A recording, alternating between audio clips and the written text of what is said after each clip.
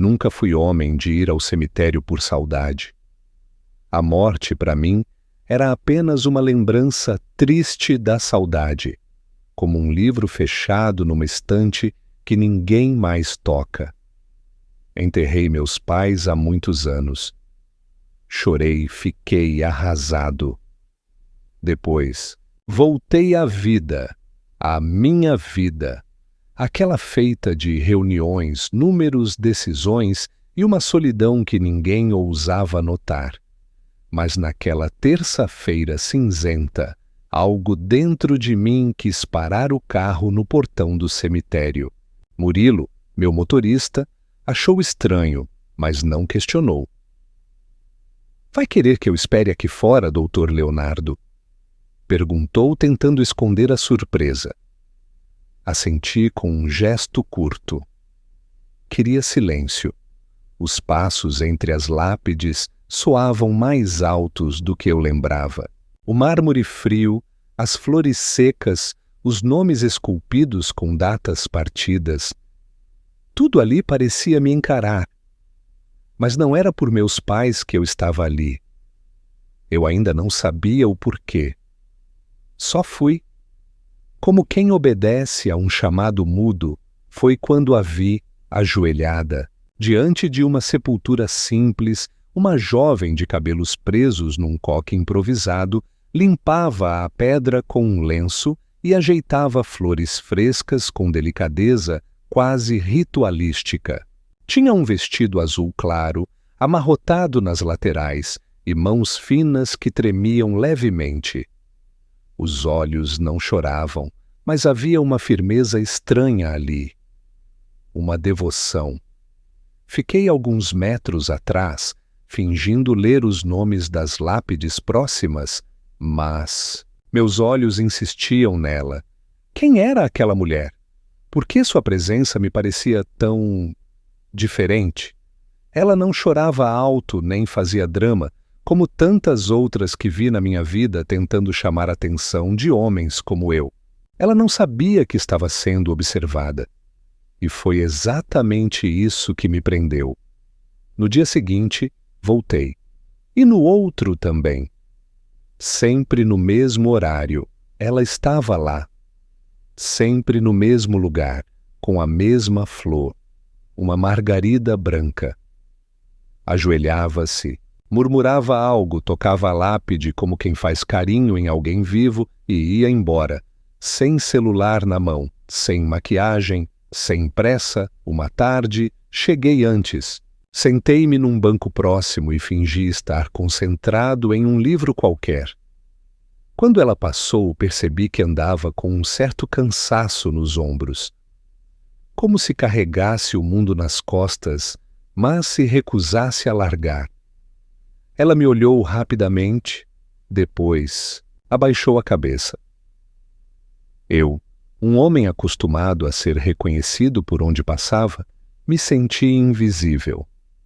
E confesso, gostei disso.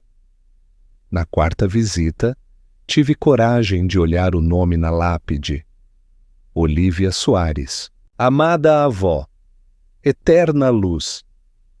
A frase me atingiu como uma brisa melancólica. Nada demais, eu sei. Mas havia algo naquele eterna luz que soava mais íntimo do que qualquer coisa que ouvi nos meus últimos jantares com atrizes, executivas ou influenciadoras digitais. Aquele pedaço de pedra dizia mais sobre amor do que todos os buquês que já comprei na vida.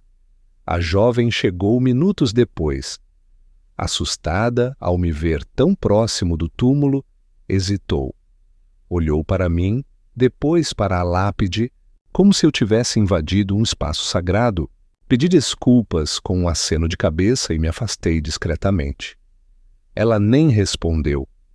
Apenas ajoelhou-se com a mesma serenidade e retomou seu ritual. Pela primeira vez percebi que ela carregava uma pequena bolsa surrada onde guardava o pano, a flor e um bilhete dobrado. Sentei-me mais distante e observei, em silêncio. Como quem assiste a uma cena de teatro sem querer interromper. Naquele dia, Murilo me esperava no carro e me perguntou: "Tudo certo, doutor?" Eu só respondi: "Tudo estranho." E pela primeira vez sorri. De verdade. Passei a reorganizar minha agenda. Reuniões que antes eram inadiáveis passaram a ter brechas. Pedi que adiantassem almoços, cancelassem encontros vazios. Tudo para estar ali, no mesmo horário. Eu, Leonardo Vasconcelos, CEO de uma das maiores empresas do país, estava obcecado por uma estranha que chorava em silêncio diante de uma sepultura. Não era desejo. Era outra coisa. Algo que me escapava. Algo que eu queria entender. Na semana seguinte, chovia fino. Ainda assim ela apareceu, com um guarda-chuva furado e os pés encharcados. Limpou a lápide com ainda mais cuidado. Recolheu as pétalas caídas e murmurou uma canção. A voz era doce, quase infantil. Reconheci a melodia. Céu de Santo Amaro. Quase chorei. Não pelo som, mas pelo contraste. Ela cantava a saudade com ternura. Eu, com raiva. Na saída, nossos caminhos se cruzaram mais próximos do que nunca. Ela me olhou por um segundo, mais longo, e falou pela primeira vez: "O senhor perdeu alguém também?" Fiquei sem saber o que responder. Sim, pensei. Muita coisa, além de gente. Mas disse apenas: "Meus pais." Há muito tempo, ela assentiu com respeito, sem perguntas, sem curiosidade, como se respeitasse a dor alheia, mesmo sem conhecê-la. E antes de ir, disse com calma: "Às vezes a única coisa que nos resta é cuidar da memória, não para prender quem se foi, mas para lembrar quem ainda somos." Fiquei ali, parado, vendo-a sumir entre os túmulos. Naquela noite, não consegui dormir. Pela primeira vez em anos, pensei no que me tornei. Um homem rodeado de luxo, mas que trocaria tudo por mais 5 minutos ao lado de alguém que não me olhasse com interesse no saldo bancário. Clara. Esse era o nome na dedicatória do bilhete, deixado na sepultura no dia seguinte. Com amor da sua Clarinha. Clarinha. Um apelido tão íntimo, tão pequeno e ainda assim tão cheio de significado. Senti um nó na garganta. Soube ali que eu voltaria quantas vezes fossem necessárias, mas ainda não fazia ideia do que estava por vir. Nos dias que seguiram aquele breve diálogo, passei a chamá-la de Clarinha, mesmo sem permissão. Era como se o nome tivesse se encaixado na minha mente como uma canção antiga que volta quando menos se espera. Não sabia nada sobre ela, exceto que amava profundamente a avó mais do que muita gente ama quem ainda está vivo, e que tinha uma maneira delicada de existir, como se não quisesse incomodar o mundo ao seu redor. Murilo percebeu que eu estava diferente. Começou a perguntar com aquele jeito cuidadoso de quem já viu demais, mas ainda respeita. Eu desconversava. Como explicar que um homem da minha posição, acostumado com o poder, com jantares de gala e cifras milionárias, estava perdendo o sono por causa de uma mulher de vestidos simples e sapatos gastos? Um dia, sem planejar, cheguei mais cedo ao cemitério. Ela ainda não tinha chegado. Sentei no mesmo banco de sempre, com as mãos nervosas e o coração ridiculamente acelerado. Quando a vi aparecer ao longe, trazendo um buquê embrulhado em jornal, respirei fundo e levantei. Era minha chance. "Olá?" arrisquei quando ela se aproximou. Ela sorriu de leve, educada, mas com a mesma distância de sempre. O senhor de novo, disse sem ironia, apenas constatação. Posso me sentar? Perguntei, apontando o banco ao lado da lápide. Claro, é um cemitério, não um camarote, respondeu com um humor inesperado. Sentamos. Em silêncio. Por longos minutos. Até que ela quebrou o gelo. Minha avó gostava de companhia. Mesmo quando estava viva, sentava aqui e conversava com quem passasse. Dizia que todo mundo tem uma história guardada no peito. Aquelas palavras me atingiram mais do que deveriam, porque no fundo eu tinha tantas histórias engavetadas que nem eu mesmo sabia onde tinham ido parar. Seu nome é Clara, certo? Perguntei, fingindo adivinhar. Ela me olhou de lado, surpresa. É? Como sabe? Li num bilhete deixado aqui outro dia. Me desculpe, não resisti. Ela ficou em silêncio por alguns segundos. Depois sorriu. Tudo bem. Ela chamava de Clarinha mesmo. Era a única que podia. Eu sou Daniel. Menti. Sim. Menti? Na hora não pensei. Foi automático. Uma parte de mim, assustada, tentou proteger a outra. Disse o primeiro nome que me veio à cabeça. Daniel, um nome comum, seguro, longe do peso de Leonardo Vasconcelos, nome que carregava colunas em revistas, manchetes, interesse e desconfiança. Eu não queria que ela me visse como um CEO. Eu queria que ela me ouvisse. Apenas isso. Prazer, Daniel. O modo como ela disse aquilo, sem pressa, sem agenda, sem intenções ocultas. Era como um copo d'água fresca depois de um dia inteiro, de sede. Na semana seguinte, passamos a conversar mais. Sempre ali, diante da lápide de Dona Olívia. Fui descobrindo que Clara trabalhava meio período em um lar de idosos, que estudava à noite com uma bolsa apertada, que vendia doces nos fins de semana, que às vezes passava fome, mas nunca deixava de visitar a avó, mesmo quando precisava economizar no ônibus e fazia o caminho a pé. Eu escutava em silêncio, engolindo a vergonha. Eu, que tinha tudo, que jamais soubera o preço de uma passagem de ônibus, me sentia pequeno diante daquela mulher. E você, Daniel? Ela perguntou um dia. O que faz da vida? Respirei fundo. Minha chance de dizer a verdade. Mas o medo gritou mais alto. Sou consultor. Trabalho com empresas. Às vezes viajo, mas nada demais. Ela assentiu. Deve ser bom. Trabalhar com algo que paga as contas. Nem sempre, respondi de forma sincera. Ela sorriu de canto. Entendo. Nem tudo o que brilha é paz, né? Aquela frase ecoou em mim por dias, porque de fato minha vida brilhava aos olhos dos outros, mas dentro era um quarto escuro, e ali estava ela, acendendo pequenas velas em cada conversa. Na sexta-feira recebi uma mensagem de Helena, minha ex, aquela que me deixou no altar por um investidor americano, mas que, por alguma razão, ainda insistia em rondar minha vida. Dizia que precisava conversar, que estava preocupada, que eu estava agindo estranho. Nos encontrarmos foi um erro. Ela me viu abatido e leu errado. Achou que eu estava carente, tentou me beijar. Eu recuei e, como sempre, ela fez o que sabia. Me feriu com palavras afiadas.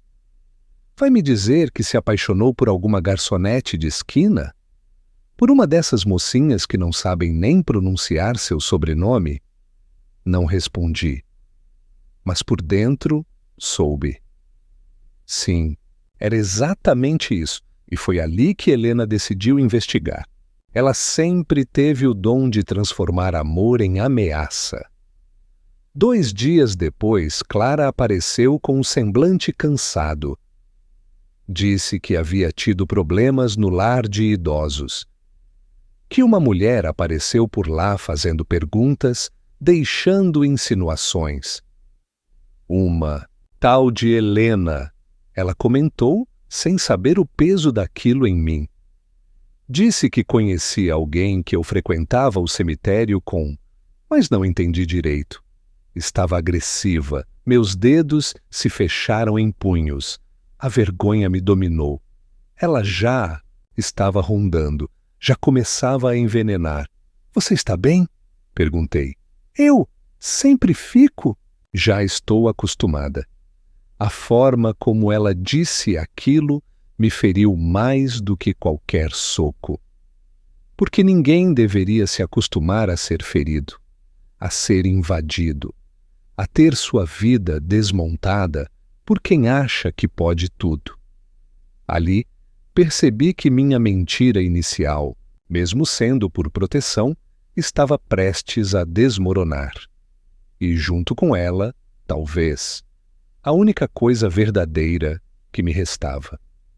Mas eu ainda não estava pronto para perder Clara.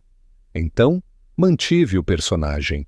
Daniel, o homem comum, o viúvo silencioso, o que escutava mais do que falava, o que aparecia sempre às 13h15, o que trazia uma flor a mais para deixar junto à lápide da avó dela.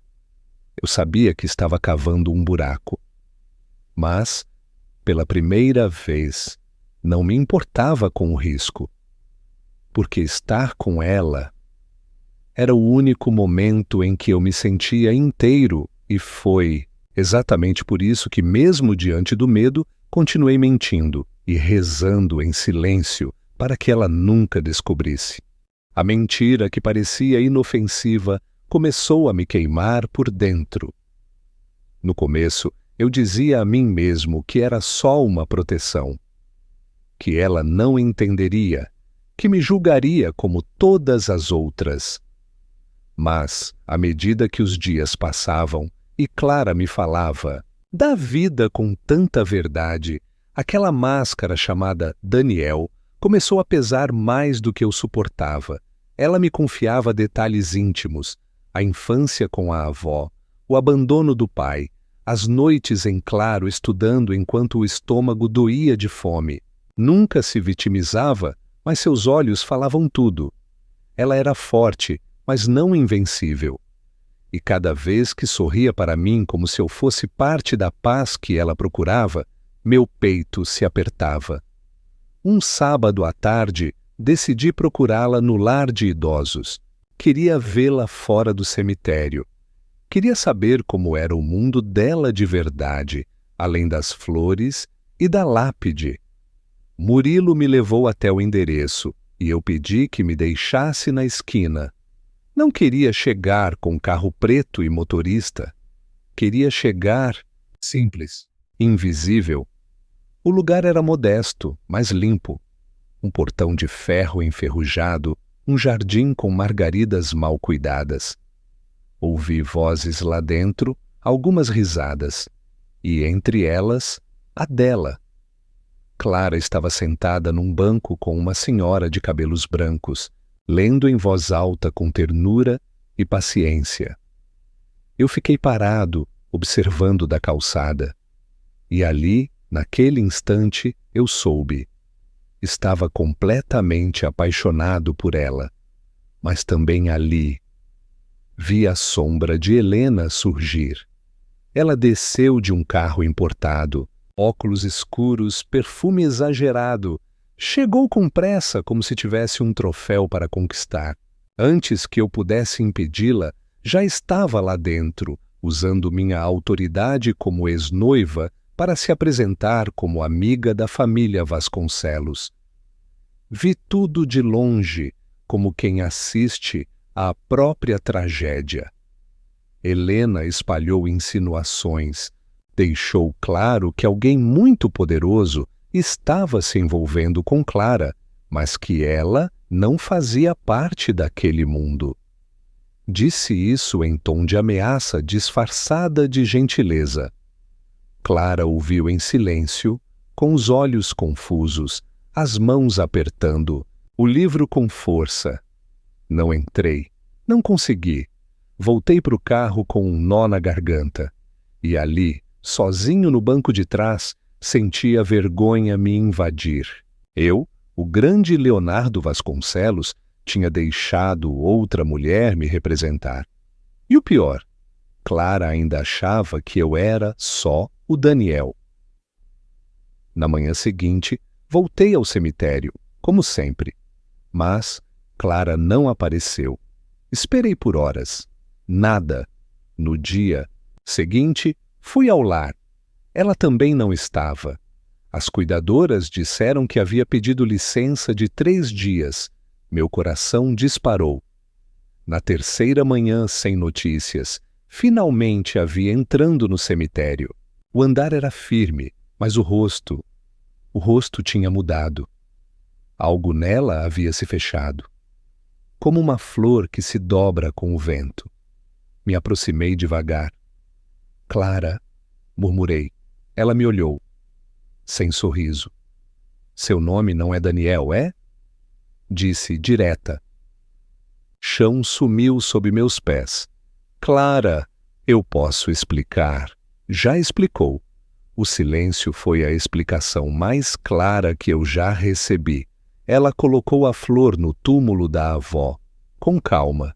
Depois se virou para mim, os olhos marejados, mas firmes. Você mentiu sobre o nome, sobre o trabalho, sobre tudo. E ainda mandou aquela mulher lá no asilo para me medir com régua de luxo, como se minha vida tivesse preço. Aquilo foi a Helena.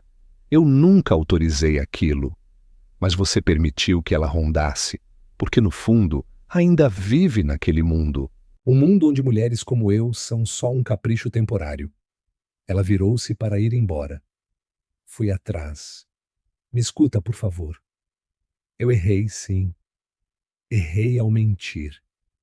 Mas fiz isso porque tive medo. Medo de perder a única pessoa que me olhou. Sem interesse, que me escutou sem calcular quanto eu valia. E você acha que isso me consola? Não. Eu só queria que você soubesse que... Engasguei. Eu me apaixonei por você, Clara. E não foi pelo que você faz.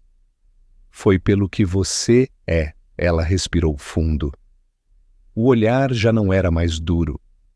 Era... triste. Eu também gostei de você, Daniel. Ou Leonardo. Seja lá quem for. Mas o que eu mais gostava era da paz que sentia ao seu lado. E agora? Agora tudo isso parece mentira. Ela foi embora sem olhar para trás. Naquele dia voltei para casa e tranquei todas as janelas. Deixei o celular desligado. Cancelaram reuniões, Murilo ligou inúmeras vezes. Eu não queria falar com ninguém. Só conseguia pensar nela, na Clara que falava com a avó, como se ainda estivesse viva, na mulher que enxergou beleza num homem quebrado. Tentei escrever uma carta, apaguei. Tentei gravar um vídeo. Chorei no meio. No fundo eu sabia, tinha perdido. Perdi porque fui covarde. Porque achei que esconder a verdade era mais seguro do que encará-la. E agora, o que eu mais queria era poder voltar no tempo e apenas dizer: Oi, eu sou o Leonardo, e não faço ideia de como lidar com alguém tão de verdade como você. Mas não existe volta no tempo, só resta o que vem depois da perda. E eu ainda não sabia como seguir. Depois que a porta do quarto se fechou e Clara desapareceu por trás dela, algo em mim também se fechou. Não era orgulho, nem revolta. Era um luto silencioso, como quem perde uma pessoa viva. Alguém que ainda respira, mas que a gente sabe que não pertence mais aos nossos dias. Nos dias seguintes, voltei ao cemitério, não por hábito, por necessidade. A lápide de Dona Olívia se tornara meu único lugar de conversa com Clara.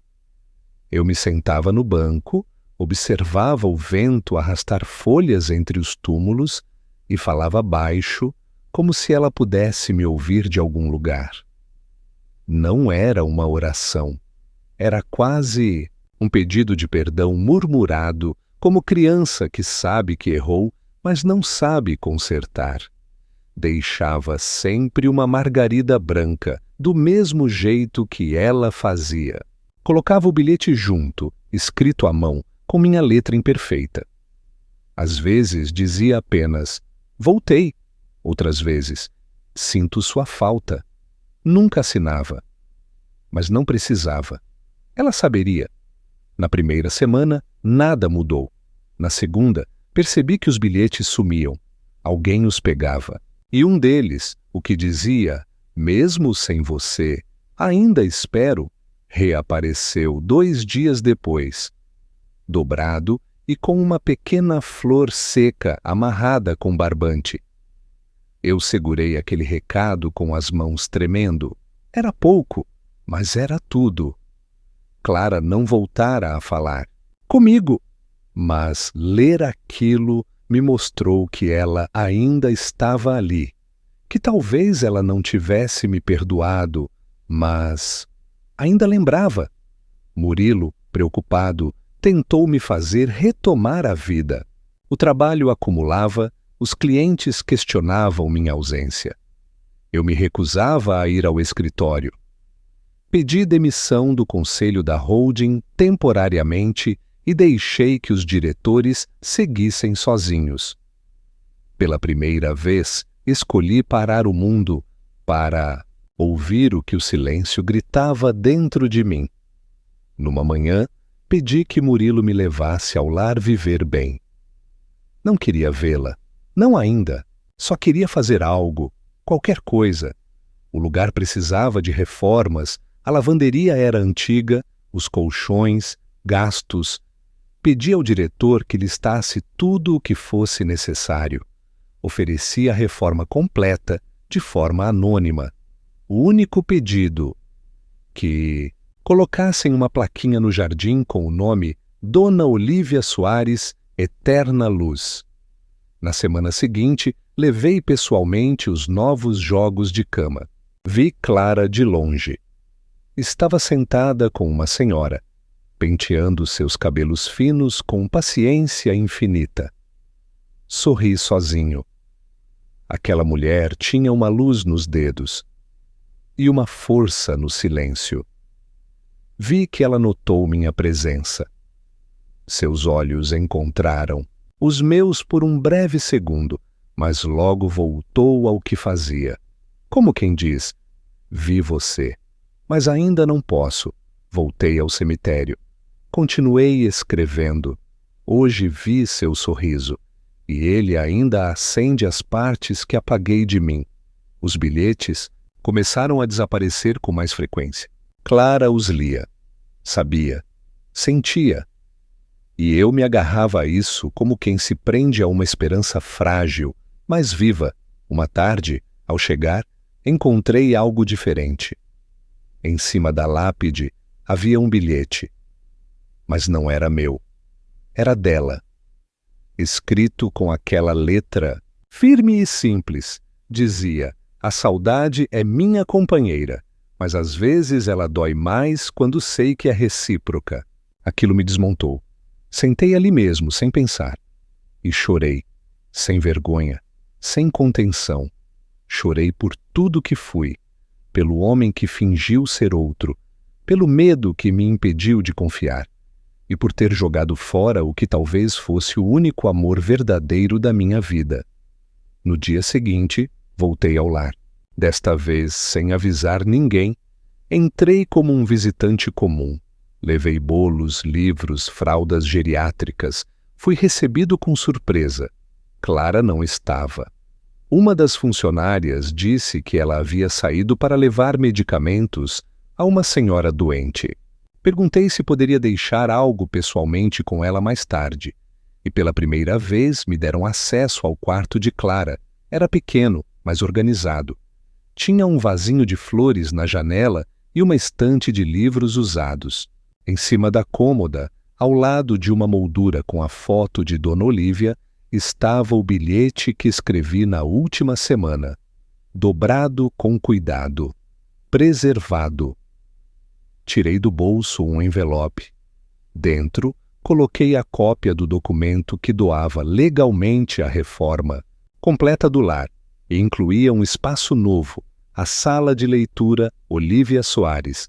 Deixei ao lado da moldura, saí antes que ela voltasse. Naquela noite, não dormi. Só pensava se ela entenderia meu gesto como um pedido de desculpas ou como mais uma tentativa de comprar perdão. E isso me dilacerava. Eu não queria provar nada. Só queria que ela soubesse que tudo o que eu sentia era real. Mesmo que viesse atrasado. 2 dias depois, ela apareceu no cemitério. Eu já estava lá, sentado, como sempre, fingindo que lia um livro. Ela se aproximou devagar. Estava com uma camisa clara, o cabelo preso e um olhar firme, mas menos fechado. Sentei-me ereto, sem saber se deveria falar primeiro. Ela se abaixou diante da lápide. Ajeitou uma flor e, sem me olhar, disse: Vi a reforma, a placa, o nome dela no jardim. Você fez aquilo? Assenti. A voz não saiu. Obrigada, não era sua obrigação. Mas foi bonito. Ela então se virou. Nossos olhos se encontraram, Jay. Um peso contido. E foi então que, pela primeira vez desde tudo, ela se sentou ao meu lado. Eu guardei todos os seus bilhetes, murmurou. Eu escrevi cada um com medo de nunca mais te ver. Confessei. Ficamos em silêncio. Dessa vez, um silêncio bom, que acolhia. Você ainda tem medo? Ela perguntou. De te perder? Todos os dias, ela sorriu. Um sorriso leve, do tipo que não entrega tudo, mas abre uma fresta. Então não tente me convencer com flores, nem com placas, nem com dinheiro. O que eu preciso fazer? Ela olhou para o céu, que naquele fim de tarde se pintava de dourado. Nada, só não vá embora, e ficou ali, ao meu lado, em silêncio, e por um instante, mesmo sem toque, sem promessa, sem beijo, eu soube. Às vezes o amor não volta correndo, ele volta caminhando, um passo de cada vez. Naquele banco do cemitério, com Clara sentada ao meu lado sem dizer muito, tudo pareceu respirar diferente. O mundo seguiu girando, as folhas caíram, o vento passou entre as árvores, e os mortos permaneceram quietos. Mas dentro de mim, alguma coisa voltou a viver. Clara não falou sobre nós. Não exigiu explicações. Também não ofereceu perdão. Mas o silêncio dela naquele momento me bastou. Foi a primeira vez que eu não precisei provar nada. Não precisei ser CEO. Não precisei me defender. Era só eu, enfim, sendo homem, humano. Nos dias que seguiram, ela passou a aparecer esporadicamente. Nunca no mesmo horário, nunca com previsibilidade. Mas sempre deixava algo, uma flor a mais, um recado dobrado ou apenas sua presença discreta. Eu comecei a escrever menos, falar menos e esperar com mais paciência. Foi num domingo, exato um mês depois do nosso reencontro, que ela me chamou para um café. Não no cemitério, não no lar, mas num pequeno lugar perto da estação de trem, simples e limpo, com cheiro de pão recém-assado e mesas de madeira gasta. Sentei antes dela chegar com o coração descompassado, como um adolescente esperando pela primeira chance. Ela entrou com os cabelos soltos e um sorriso que me desmontou. Sentou em frente a mim e pediu um café com leite, e só então falou. Eu pensei muito nesses dias, em tudo, na mentira, nos gestos, no que doeu e no que ficou. Assenti em silêncio. E sabe o que mais me assustou? Continuou. Não foi você ter mentido. Foi perceber que, mesmo assim, eu continuava pensando em você com carinho. Isso me fez duvidar de mim. Você não devia duvidar, respondi com a voz baixa. O que você sentiu foi real. Mesmo que eu tenha entrado pela porta errada, o que eu vivi com você foi o mais verdadeiro que já senti. Ela olhou nos meus olhos por um longo tempo. Eu acredito, mas eu preciso de tempo. Eu dou o tempo que você quiser. Eu só quero poder existir no seu mundo, mesmo que à distância. Ela sorriu. Um sorriso pequeno, mas carregado de paz. E se eu deixar você entrar, não minta mais, nunca mais, prometi. Ali, naquela mesa simples, entre goles de café, nossa história começou outra vez. Sem grandes declarações, sem cena de filme, apenas com verdade. E isso foi mais do que suficiente. Nas semanas seguintes, começamos a nos encontrar fora do cemitério. No jardim do lar, em feiras de bairro, em tardes de domingo perto da estante de livros que ela adorava visitar. Eu, que antes precisava de jantares em restaurantes luxuosos para me sentir importante, comecei a descobrir a beleza de caminhar de mãos dadas com alguém que não esperava nada, só companhia. Clara era calma, mas intensa. Ela dizia pouco, mas quando dizia, era preciso. Me ensinou a ouvir mais, a interromper menos, a respirar fundo antes de reagir. E eu me apaixonei por essa mulher 1000 vezes. Em cada silêncio, em cada frase. Um dia, quando saíamos de uma padaria, ela me levou de volta ao cemitério. O sol estava se pondo, tingindo o céu com laranjas e dourados que dançavam entre as nuvens. Paramos diante do túmulo de Dona Olívia. Clara se ajoelhou, como sempre com delicadeza. Eu a acompanhei. Ela tirou da bolsa uma flor branca e colocou sobre a lápide. Vó, ele não é mais o homem que me machucou. Ele está tentando ser o homem que eu mereço. Meu coração se apertou. Ela então pegou minha mão. E eu também não sou mais a menina que só sabia se esconder atrás da dor. A gente tá se refazendo. Juntos. Foi a primeira vez que ela me tocou com intenção, com decisão.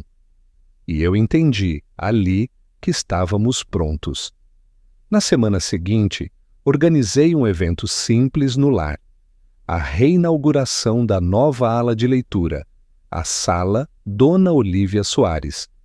Fiz questão de não chamar jornalistas, nem sócios. Era um momento nosso, intimista. Os idosos sorriram. Receberam livros novos, poltronas confortáveis, uma estante de madeira clara com o nome gravado em dourado. Clara chorou quando viu a placa. E dessa vez foi nos meus braços. Você me devolveu ela, sussurrou. Não. Foi você quem me ensinou a vê-la. Depois da cerimônia, ela me puxou para fora até o pequeno jardim dos fundos. Você lembra daquele primeiro dia em que te vi lá no cemitério? Como esquecer? Eu te achei estranho, muito bem vestido, mas quieto demais para quem estava ali por luto. Eu estava ali por vazio, confessei. E você me encheu de algo que eu nunca soube dar nome. Ela sorriu. E agora? Agora eu não quero mais sair do seu lado. Ela colocou a mão no bolso do jaleco e tirou um pequeno envelope. Achei que devia ficar com você, disse. Abri com cuidado. Dentro estava o primeiro bilhete que eu tinha deixado na lápide da avó dela. Aquele que dizia, mesmo sem você, ainda espero. Eu guardei, porque lá no fundo, eu também esperava. Nos abraçamos, sem pressa, com as lágrimas dos que perdoam e se permitem continuar. Hoje, quando me perguntam se eu ainda sou o mesmo CEO de antes, respondo que não. Continuo à frente da empresa, sim, mas com horários que respeitam finais de tarde no lar de idosos e domingos no cemitério. Clara mora comigo agora, ainda trabalha no lar, ainda visita a avó, mas agora me leva junto. Ela ainda me chama de Daniel, de vez em quando, só para provocar. E eu deixo, porque sei que por trás desse apelido mora o homem que ela conheceu primeiro, aquele que falava menos e sentia mais. O túmulo de Dona Olívia. Segue lá. Cuidado, florido, visitado. Mas agora não é mais um lugar de dor. É um lugar de começo. Foi entre as pedras e o silêncio que encontrei a mulher da minha vida. E às vezes, quando o mundo me exige demais, eu volto para lá. Me sento no banco de sempre. E lembro de como tudo começou. Com uma mentira, sim. Mas também com coragem, com tentativa, com verdade e com amor. Porque no fim das contas, foi ali, no lugar mais improvável, que o amor floresceu. Nem sempre o amor chega pelas portas certas. Às vezes ele vem disfarçado de erro, de engano, de silêncio. Às vezes vem tarde, machucado, cheio de mágoas e de passos errados. Mas quando é verdadeiro, ele encontra caminho, mesmo entre lápides, mesmo entre dores antigas, mesmo quando tudo parecia perdido. Leonardo não encontrou Clara num salão de festas, nem num jantar de luxo. Encontrou num banco de cemitério entre saudades e flores murchas. E foi ali onde tantos só enxergam fim que eles viveram um recomeço. Sem perfeição, sem pressa, mas com alma, com verdade e com amor. Agora, me diz, você teria coragem de perdoar alguém que te feriu tentando te amar? Se essa história tocou seu coração, clique no vídeo que está na tela para continuar essa jornada de emoções e reencontros que só a vida e o amor verdadeiro são capazes de escrever. E se ainda não é inscrito, junte-se a nós. Todos os dias, uma nova história chega para te emocionar, te inspirar e talvez te lembrar que o amor sempre encontra um jeito. Te espero no próximo vídeo da vida.